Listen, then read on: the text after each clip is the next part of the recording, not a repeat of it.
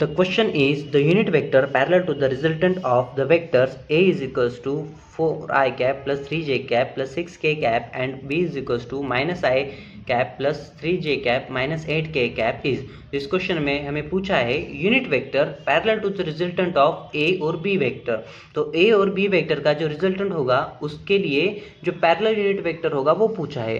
तो पहले हम a vector is equals to 4i cap plus 3j cap plus 6k cap और b vector is equals to minus i cap plus 3j cap minus 8k cap, इनको addition करके इनका resultant निकाल ले।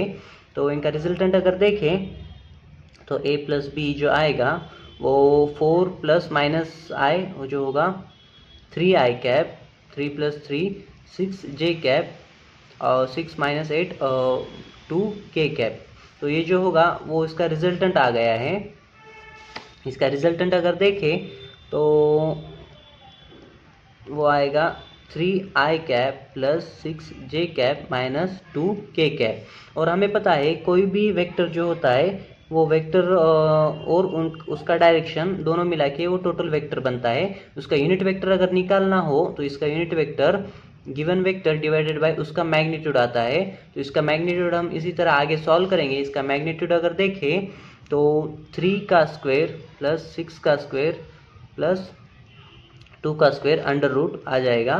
तो मैग्नीट्यूड अगर देखें 3 का स्क्वायर 9 प्लस 6 का 36 और 2 का 4 जो कि अंडर रूट करेंगे तो 49 आएगा इनका कैलकुलेशन और वो जो आएगा 7 आ जाएगा। तो इसका जो मैग्नीट्यूड है वो 7 आ गया है। तो अगर यूनिट वेक्टर इसे हम आगे वैल्यू रखें इसमें तो यूनिट वेक्टर अगर देखें तो आर जो वेक्टर है आर वेक्टर की वैल्यू हमें पता है, रिजल्टेंट ए और बी का हमने निकाला है 3i cap plus 6j cap minus 2k cap divided by इसका जो मैग्नीट्यूड है वो भी हमने निकाला है 7 डिवाइडेड बाय 7।